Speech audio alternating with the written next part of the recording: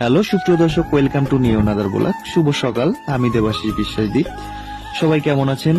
দেশ ও দেশের বাইরে থেকে যারা আমার ভিডিওটি দেখছেন, অবশ্যই আমার ভিডিওটি যদি ভালো লেগে থাকে তাহলে আমার পেজটিকে ফলো করে রাখবে এবং আমার ভিডিওটিকে লাইক, কমেন্ট, শেয়ার করে ছড়িয়ে দিবেন। তো অনেকদিন যাবত বিলে আসা হয় না, তা ঘুম থেকে সকাল সকালে উঠে চিন্তা করলাম যে বিলের দিক থেকে ঘুরে আসি। অনেকদিন যাবত যাওয়া হয় না, তা আমি নিজেও কল্পনা করতে পারিনি যে এত সুন্দর একটা সকালকে আপনাদের মাঝে শেয়ার করব, উপহার হিসাবে দিব। তো আমার ছোট্ট গ্রামকে নিয়ে ছোট্ট একটা ভিডিও আপনাদের মাঝে শেয়ার করেছি। তো দেখেন, এই যে মানুষগুলা যাচ্ছে নৌকা নিয়ে, এরা হচ্ছে পাইকারি মাছের ব্যবসা করে।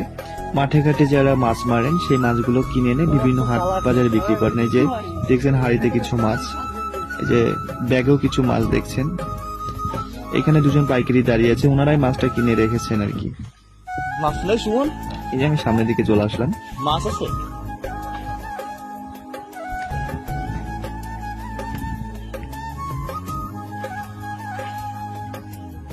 বাদ দিছে না এখন? না মাছ বাদ দিছে না? হ্যাঁ, মারাত্মক সব গেট কি সব করে ছাড়া দিচ্ছে নাকি? আসলে নদীতে অনেক স্রোত, অর্থাৎ এটা হচ্ছে শাখা খাল, অনেক স্রোত। তো এই কারণে মাছ একটু কম বাড়ছে, মাছ দাঁড়াইতে পারছে না। এই যে আমার একটা কাকু মাছ মারছে এখানে, অল্প কিছু মাছ পেয়েছে, যা পেয়েছে ওনার বাড়িতে খাবার মাছ হয়ে যাবে। আসলে আমরা বাঙালিরা মাছে ভাতে বাঙালি বলে। আসলে আমরা বাঙালি মানুষ এমনই একটা জাত যে আমরা মাছ ভাত ছাড়া কিছুই খাইতে পারি না। আর এমন কেউ নেই যে আমরা মাছকে পছন্দ করি না। তো উনি অল্প কিছু মাছ পেয়েছে। এই যে এই পাশে চলে আসলাম ঘুরতে ঘুরতে।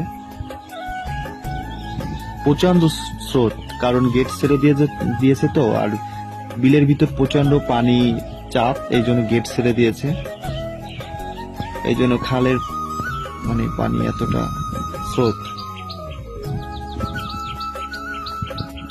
যে একজন দাদা ডুঙা নিয়ে, দেখলেন তো। আসলে এখানের মানুষগুলা, অর্থাৎ আমার গ্রামের মানুষগুলা অনেক সহজ সরল, সবাই খুব ব্যস্ততার ভিতর থাকে। প্রচন্ড কাদা হয়েছে এই কয়টা দিন, বৃষ্টির কারণে প্রচন্ড কাদা হয়েছে। এই জন্য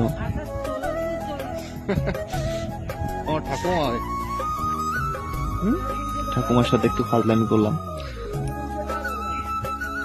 ছোট্ট একটা ভাইস্তা মাছ মারে।